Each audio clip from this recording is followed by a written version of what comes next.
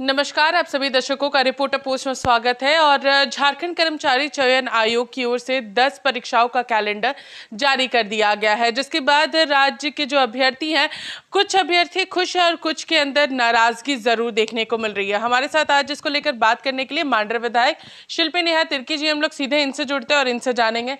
Ma'am, JSSC ने calendar जो है वो जारी कर दिया है परीक्षाओं का, उसको लेकर के क्या कुछ कहिए।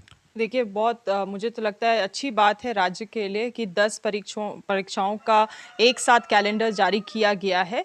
और जिस तरह से माननीय मुख्यमंत्री जी ने कहा था कि ये साल नियुक्ति का वर्ष होने वाला है, तो अधिक से अधिक लोगों को नौकरी देने का काम ये सरकार करेगी। तो एक तरीके से ये राज्य के लिए काफ़ी अच्छा है।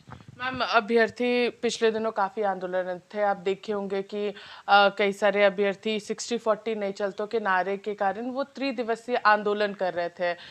उसको लेकर के क्या कहिएगा, क्योंकि उनका कहना है कि जब स्थानीय नीति नहीं है, नियोजन नीति नहीं है, तो ये किस तरीके से नियुक्ति वर्ष होगा। नहीं, देखिए, ऐसे बात नहीं है कि हमारी सरकार ने ये प्रयास नहीं किया यहाँ का स्थानीय नीति या नियोजन नीति बनाने का।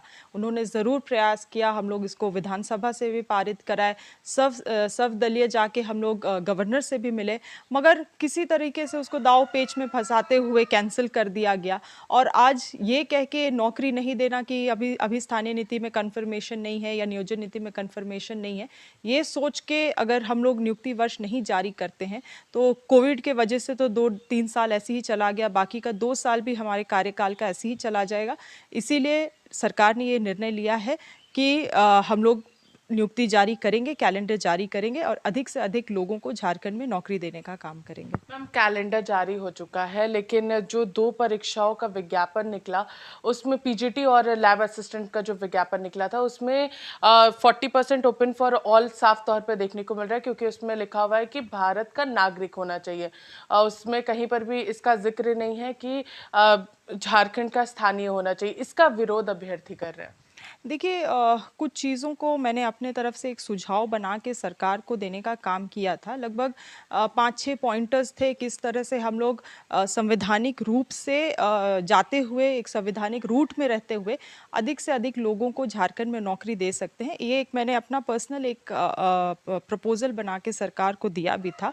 और इससे अब सरकार क्या पिक एंड चूज़ करती है वो भी डिपेंड करता है, क्योंकि जहाँ तक मुझे लगता है सरकार चाहती है कि कहीं से भी आने वाले ये जो विज्ञापन निकले हैं, ये किसी भी रूप में कोर्ट में चैलेंज ना हो, इसीलिए वो अपना एक रूट लेने का प्रयास कर रही है। और मुझे आशा है कि यहाँ के विद्यार्थी भी इस चीज़ को समझेंगे, क्योंकि देखिए क्या हुआ, वो सोनी वाले केस में भी क्या हुआ, सोनी कुमारी वाले केस में भी क्या हुआ, जब जिला वाइज रिजर्वेशन देने का कोशिश किया गया था तो वो भी कोर्ट से खारिज हो गया। फिर उसके बाद जब 1932 को स्थानीय आधार देखते हुए नियोजन नीति बनाने की कोशिश की गई तो उसको भी कोर्ट में चैलेंज कर दिया गया। इसीलिए जल्दबाजी में अब कोई नियोजन नीति निकालने के वजह या स्थानीय नीति बनाने के बजाय हम चाह रहे हैं कि इसको एक तरीके से हम लोग ज़्यादा से ज़्यादा नौकरी देने के लिए बच्चों के लिए कैलेंडर जारी किया जाए यहाँ पे, और वही प्रयास से सरकार आगे बढ़ रही है। लेकिन जो कैलेंडर जारी किया जा रहा है, उसमें अभ्यर्थी एक ही चीज़ पूछ रहे हैं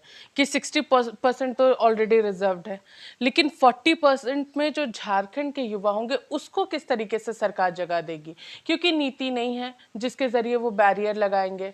उनका कहना है बावरी कमेटी को ही लागू करके बैरियर यहाँ पर लगाने का काम करे सरकार, एटलीस्ट वो झारखंड के युवाओं के लिए तो रहेगा। मुझे लगता है संवैधानिक रूप से जो भी सही रहेगा सरकार अभी उसको करेगी, क्योंकि मैंने जिस तरह से कहा, सरकार नहीं चाहती है कि किसी भी नीति को अभी किसी भी आपका जो विज्ञापन निकला है उसको किसी भी तरह से कोर्ट में चैलेंज किया जाए। तो उम्मीद रखें अभ्यर्थी कि आने वाले दिनों में जो भी एग्ज़ाम जब लिए जाएंगे तो ज़्यादा से ज़्यादा झारखंडियों को जगह मिलेगी सरकार। देखिए, मुझे लगता है 60% तो जैसे आप कह रहे हैं कि यहाँ के लोगों के लिए रिजर्व्ड है, और ऐसा क्या है कि 40% में हमारे झारखंड के बच्चे नहीं क्वालिफाई कर सकते। बहुत ब्रिलियंट स्टूडेंट्स झारखंड में भी है, यहाँ के बच्चे दिल्ली में जाके यूपीएससी क्रैक करते हैं, तो यहाँ पे भी ज़रूर कर सकते हैं, वो 40% में भी क्लियर कर सकते हैं।